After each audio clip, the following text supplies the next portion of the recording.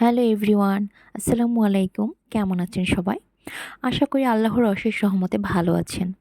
আজকে আমি আপনাদের সাথে শেয়ার করব মাত্র ২টা ডিম দিয়ে কিভাবে সুপার সফট এবং স্পঞ্জি লেমন কেক তৈরি করা যায় এবং তার সাথে ডেকোরেশনটাও দেখাবো। তো চলুন দেখে নেওয়া যাক আজকের রেসিপি। লেমন কেক বানানোর জন্য আমি শুকনো উপকরণগুলো প্রথমে চেলে নিয়েছি এবং তার জন্য নিয়েছি 1/2 কাপ ময়দা, 1 টেবিল চামচ গুঁড়া দুধ, 1/2 চা চামচ বেকিং পাউডার, 1/4 চা চামচ বেকিং সোডা দিয়ে ভালো করে চেলে নিয়েছি এবং চালার পর এগুলো ভালো করে নেড়েচেড়ে মিক্স করে নিয়েছি যেন কেকটা ভালো হয়। তো এরপরে আমি 2টা ডিম নিয়ে নিয়েছি।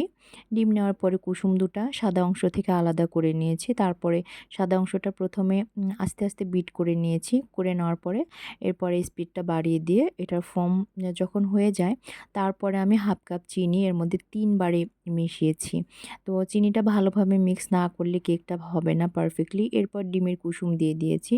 তারপরে 2 টেবিল চামচ রান্নার তেল দিয়ে দিয়েছি। এরপর দিয়েছি লেমন এমালশন 1 চা চামচ।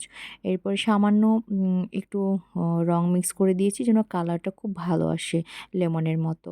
তো এরপরে একটু খুব ভালোভাবে মিক্স করে নিয়ে শুকনো উপকরণগুলো দিয়ে নিচ্ছি এবং আমি শুকনো উপকরণগুলো 3 বারে দিয়েছি, একবারে দিইনি এবং যতবার শুকনো উপকরণ দিয়েছি ততবারই কিন্তু একটু করে লিকুইড দুধ দিয়েছি এবং তারপরে এই যে আমার ব্যাটারটা তৈরি হয়ে গেছে এবং আমি মোল্ডটা আগে থেকেই রেডি করে রেখেছিলাম। মোল্ডে ঢালার পরে এভাবে একটু ঝাঁকিয়ে দিয়ে নিয়েছি যেন ভেতর লাম্পসগুলো না থাকে।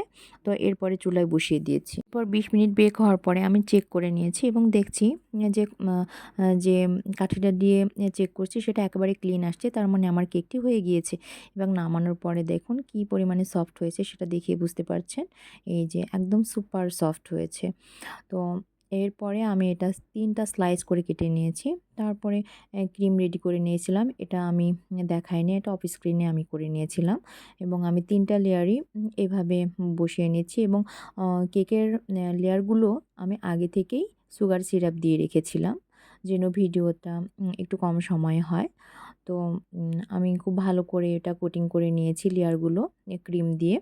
তারপর আমি বাটার নাইফ দিয়ে এটা খুব সুন্দরভাবে সমান করে নেওয়ার চেষ্টা করছি এবং স্ক্র্যাপার ইউজ করেছি তার জন্য।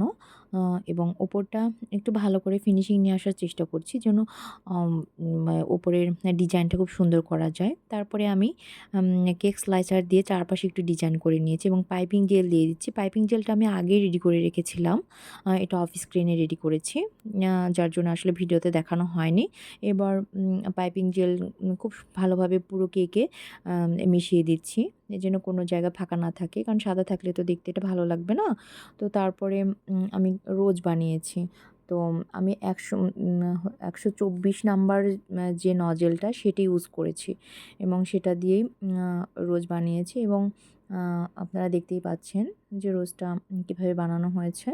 তো আসলে ভিডিও লং হয়ে যাচ্ছিল তার জন্য রোজের টিউটোরিয়ালটা আমি আমার আলাদা ভিডিওতে দিয়ে দিব।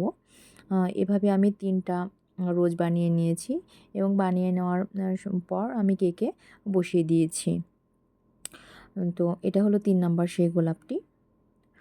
এটা বসিয়ে দিলাম এবং বসিয়ে দেওয়ার পরে আমি আরেকটি পাইপিং ব্যাগে একটু কালার মিক্স করে আর একটু ক্রিম বানিয়ে নিয়েছিলাম এবং সেই ক্রিমটা দিয়েই আমি কিছু পাতা দিয়ে দিচ্ছি চারপাশে এবং এটা বানানোর পরে এত সুন্দর হয়েছে যে আমি নিজেই কেকে প্রেমে পড়ে গেছি।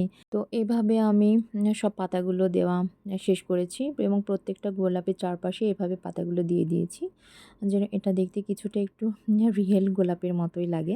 আসলে কেকটা আমি একটু অন্যরকম করার চেষ্টা করেছি। তো এটা দেখে আপনারা কতটা উপকৃত হবেন অবশ্যই কমেন্ট করে জানাবেন এবং রেসিপিটি স্টেপ বাই স্টেপ যদি ফলো করেন এরকম একটি পারফেক্ট লেমন কেক বানাতে পারবেন। তো আপনারা অবশ্যই ট্রাই করবেন এবং আমার চ্যানেলটি সাবস্ক্রাইব করে দিবেন এবং লাইক কমেন্ট শেয়ার করে দেবেন। তো আপনারা সবাই ভালো থাকবেন, সুস্থ থাকবেন। আজ এই পর্যন্তই। আল্লাহ হাফেজ।